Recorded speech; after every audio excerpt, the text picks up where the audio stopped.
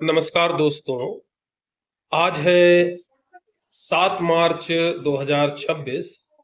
जब आप यह वीडियो देख रहे हैं, आज आपके संपूर्ण विषय के परीक्षाएं समाप्त हो चुकी हैं।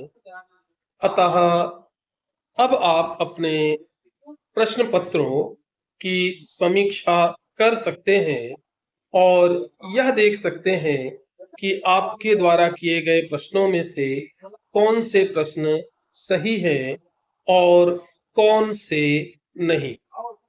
क्योंकि अब ऐसा करने से आपके परीक्षा परिणाम पर कोई फर्क नहीं पड़ने वाला है। तो इस क्रम में मैं आपके लिए लेकर आ गया हूँ कक्षा 12वीं के जीव विज्ञान विषय के प्रश्न पत्र का संपूर्ण हल। तो हम अपने इस अंक में जानेंगे कि आपका जो इस वर्ष 2026 का जीव विज्ञान विषय का प्रश्न पत्र था मध्य प्रदेश बोर्ड के विद्यार्थियों का, उसमें पूछे गए प्रश्नों के सही उत्तर क्या होने चाहिए। तो इन प्रश्नों के उत्तर जानने के लिए हम यहाँ पर आधार बनाने जा रहे हैं जीव विज्ञान विषय के प्रश्न पत्र के सेट डी को। तो हम यहाँ पर डी सेट को आधार बनाकर प्रश्नों के उत्तर जानेंगे। जैसा कि आप जानते ही हैं कि केवल क्रम का अंतर होता है, क्रम की भिन्नता होती है, बाकी ए बी सी डी सभी सेट्स में प्रश्न वही रहते हैं। तो चलिए देर न करते हुए अपने अंक को प्रारंभ करते हैं और जानते हैं 2026 कक्षा 12वीं के जीव विज्ञान विषय के प्रश्न पत्र के प्रश्नों के सही उत्तर। विद्यार्थियों, सेट डी में पहला प्रश्न था रिक्त स्थानों की पूर्ति सही उत्तर द्वारा कीजिए। इसमें पहला प्रश्न था खालिस्तान नामक गर्भ निरोधक गोली की खोज भारत में लखनऊ के केंद्रीय औषध अनुसंधान ने की थी। तो इसका सही उत्तर रहने वाला है सहेली। तो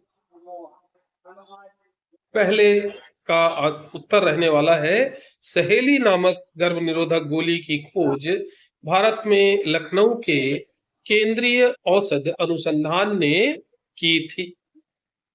दूसरा प्रश्न था दात्र कोशिका रक्तता सिकल सेल एनीमिया खालिस्तान उत्परिवर्तन का उदाहरण है। तो इसका सही उत्तर रहने वाला है बिंदु। तो दूसरे प्रश्न का सही उत्तर रहने वाला है बिंदु उत्परिवर्तन।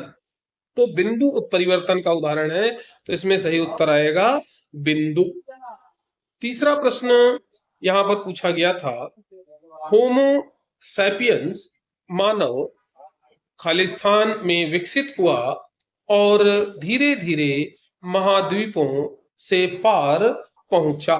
तो यहां पर आपका सही उत्तर आने वाला है अफ्रीका। इसका सही उत्तर होगा अफ्रीका। अगला प्रश्न यहां पर था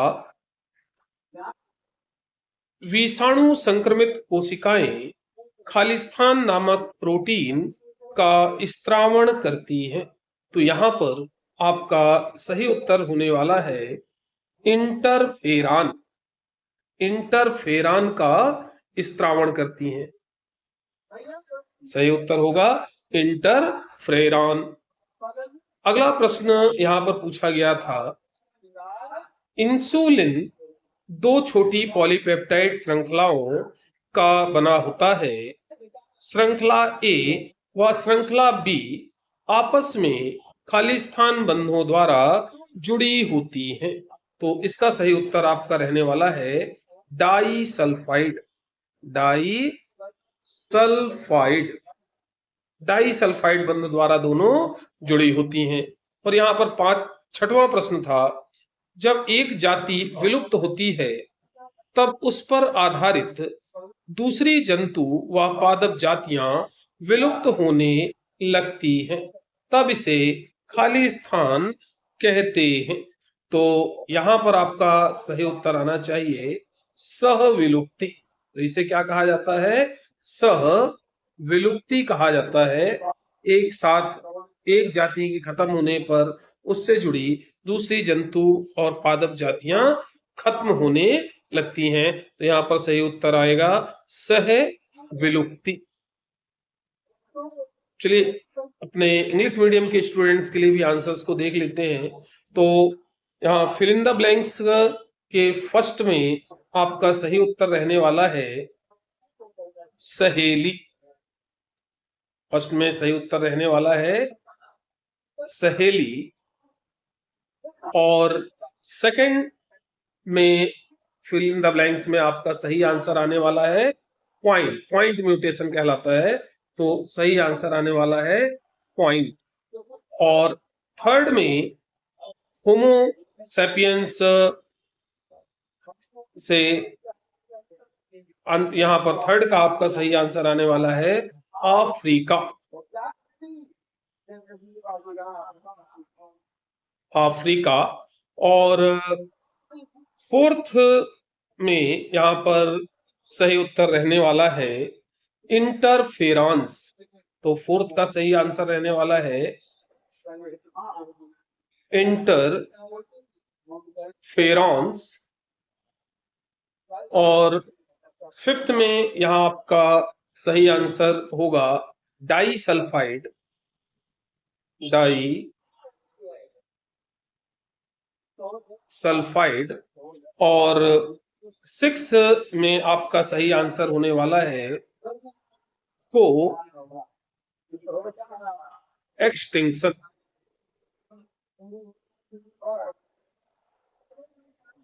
तो इस प्रकार हमारे सिक्स का आंसर होगा को एक्सटिंक्शन। सेट डी का दूसरा प्रश्न था सत्य असत्य लिखिए। और इसमें पहला प्रश्न पूछा गया था परागकण का बाह्य चोल स्पोरोपोलेनिन का बना होता है। तो यह जो वाक्य है यह बिल्कुल सत्य है। दूसरा था 50 प्राथमिक शुक्र कोशिकाएं 200 शुक्राणुओं का निर्माण करती है। तो यह भी बिल्कुल सत्य है। ये दोनों बिल्कुल सत्य कथन है। तीसरा प्रश्न पूछा गया था वर्णांधता रोग से ग्रसित व्यक्ति केवल लाल एवं हरे वर्ण रंग में विभेद कर पाता है। तो यह बिल्कुल असत्य कथन है। इसका उत्तर होगा असत्य। फिर यहां पर चौथा प्रश्न पूछा गया था डीएनए में यूरेसिल नामक नाइट्रोजनी क्षारक पाया जाता है। तो यह बिल्कुल असत्य कथन है। तो इसका सही उत्तर होगा असत्य। पांचवा प्रश्न था अस्थि मज्जा और थाइमस द्वितीयक लसिकाभ अंग है। तो यह भी बिल्कुल असत्य है।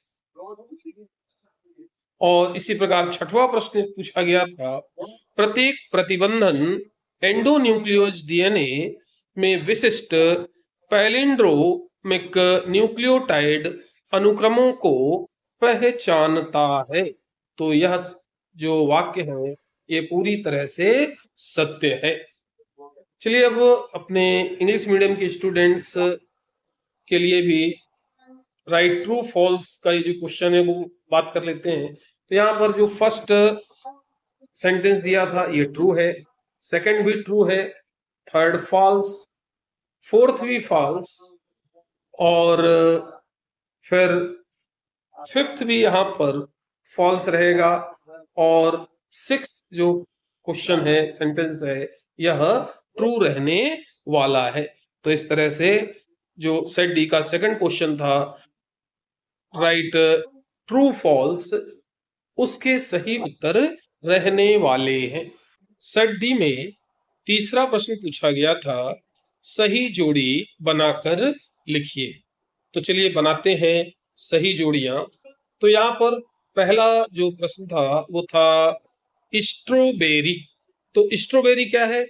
एक आभासी फल है, तो इसका सही उत्तर आएगा आभासी फल। दूसरा, शुक्र वाहिका उच्छेदन वैसेक्टोमी, तो ये कैसे कहते हैं? पुरुष बंध्याकरण को, तो इसका सही उत्तर आएगा पुरुष बंध्याकरण। उसके बाद स्विस चीज, तो स्विस चीज यहाँ पे दिया हुआ है प्रोपियोनी बैक्टीरियम सारमैनाई, तो इसका सही उत्तर होगा प्रोपियोनी बैक्टीरियम सारमैनाई।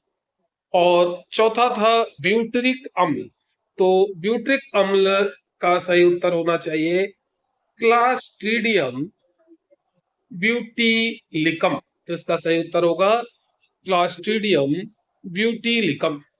और पांचवा था स्टैटिन, तो स्टैटिन इसका सही उत्तर रहना चाहिए रक्त कोलेस्ट्रॉल, तो इसका सही उत्तर होगा रक्त कोलेस्ट्रॉल। तो इस प्रकार हमारी सही जोड़ियां रहेंगी। इंग्लिश मीडियम के स्टूडेंट्स के लिए भी match the correct pairs and right, यदि हम इसकी बात करें तो आंसर्स हमारे वही हैं। फर्स्ट का आंसर होगा फॉल्स फ्रूट, सेकंड का आंसर होगा मेल स्टेरिलाइजेशन, और थर्ड स्विस चीज का सही आंसर होगा प्रोपियोनी बैक्टीरियम, फोर्थ का सही आंसर होगा क्लॉस्ट्रीडियम ब्यूटाइलिकम ब्यूटाइलिकम, और स्टेटिन का सही आंसर होगा ब्लड कोलेस्ट्रॉल, इसका सही आंसर होगा हमारा ब्लड कोलेस्ट्रॉल। तो इस प्रकार हमारी match the pairs, match the correct pairs and right का सही आंसर रहने वाला है। चलिए तो अब देख लेते हैं सेट डी के पांचवें प्रश्न के सही उत्तर। पांचवा प्रश्न था सही विकल्प चुनकर लिखिए। इसका पहला प्रश्न पूछा गया था बीज के अंदर भ्रूण निष्क्रियता की दशा कहलाती है। चार ऑप्शन थे ब्रह्मभ्रूणता, वसंतीकरण, प्रसुप्ति, असंग जनन, तो इसका सही उत्तर होगा प्रसुप्ति, सी उत्तर इसका सही होगा। दूसरा प्रश्न था निषेचन की क्रिया अंडवाहिनी के क्षेत्र में संपन्न होती है। चार ऑप्शन थे गर्भाशय गुहा में, संकीर्ण पथ इस्थमस में, एम्पुला तुम्बिका में, और डी था कीप, तो इसका सही उत्तर होगा सी एम्पुला तुम्बिका में। इसका तीसरा प्रश्न था डीएनए खंडों में समान प्रकार के चिपचिपे सिरे होते हैं जो निम्नलिखित में से किसकी सहायता से आपस में जुड़ते हैं। चार ऑप्शन थे प्रतिबंध एंजाइम, बी था डीएनए लाइगेज, सी था काइटिनेज, और डी था हिंड सेकेंड, तो इसका सही उत्तर रहेगा डीएनए लाइगेज, मतलब बी वाला हमारा सही उत्तर है। चौथा प्रश्न था पॉलीमरेज श्रृंखला अभिक्रिया पीसीआर के चक्र का चरण नहीं है। चार ऑप्शन दिए गए थे निष्क्रियकरण, उपक्रामक तापानुशीलन, उपक्रामकों का विस्तार, और डी ऑप्शन था वांछित जीन युक्त डीएनए की पहचान करना, तो इसका सही उत्तर हमारा रहेगा डी वांछित जीन युक्त डीएनए की पहचान करना। और इसका पांचवा प्रश्न यहां पर पूछा गया था जीव जातियों के बीच होने वाली ऐसी परस्परिक क्रिया जिसमें दोनों जातियों को लाभ होता है कहलाती है। इसके चार ऑप्शन थे सहभोजिता, सौपकारिता, परजीविता, और डी था स्पर्धा, तो इसका सही उत्तर रहेगा बी सहोपकारिता।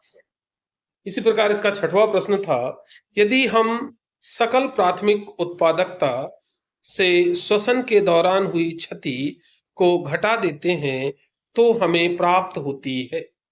4 ऑप्शन दिए गए थे। ए उत्पादकता, बी नेट प्राथमिक उत्पादकता, सी द्वितीयक उत्पादकता और डी प्राथमिक उत्पादन। तो इसका सही उत्तर आपका रहने वाला है बी नेट प्राथमिक उत्पादकता। चलिए जल्दी से बात कर लेते हैं अपने इंग्लिश मीडियम के स्टूडेंट्स के लिए सेट डी के 5th क्वेश्चन के आंसर की, जो था choose and right the correct option. इसके फर्स्ट क्वेश्चन का आंसर आपका रहने वाला है सी और सेकंड क्वेश्चन का आंसर रहने वाला है आपका सी। इसी तरह से थर्ड क्वेश्चन का इसके आपका आंसर रहने वाला है बी डीएनए लाइगेज और फोर्थ क्वेश्चन का आंसर रहने वाला है D identification of DNA with genes. और इसी तरह से फिफ्थ क्वेश्चन का आंसर रहने वाला है बी और सिक्स का आंसर रहने वाला है बी नेट प्राइमरी प्रोडक्टिविटी। तो इस प्रकार स्टूडेंट्स आपके सेट बी के फिफ्थ क्वेश्चन के सही आंसर्स रहने वाले हैं choose and right the correct option के। विद्यार्थियों, वीडियो के बहुत लंबे होने के कारण इस अंक को मैं यहीं समाप्त कर रहा हूं। वस्तुनिष्ठ प्रश्नों के उत्तर के साथ प्रश्न पत्र के अन्य प्रश्न अर्थात 2 अंक, 3 अंक और 4 अंक के प्रश्नों के उत्तर के लिए मैं एक अलग वीडियो बनाऊंगा। तो उसमें आप जान पाएंगे कि 2 अंक, 3 अंक, 4 अंक वाले प्रश्नों के सही उत्तर किस प्रकार रहने चाहिए। तो उम्मीद करते हैं आप सभी का पेपर बहुत अच्छा हुआ होगा और आप सब अच्छे अंक प्राप्त करेंगे। इस उम्मीद के साथ इस अंक को यहीं समाप्त करते हैं। पुनः मिलेंगे। नमस्कार।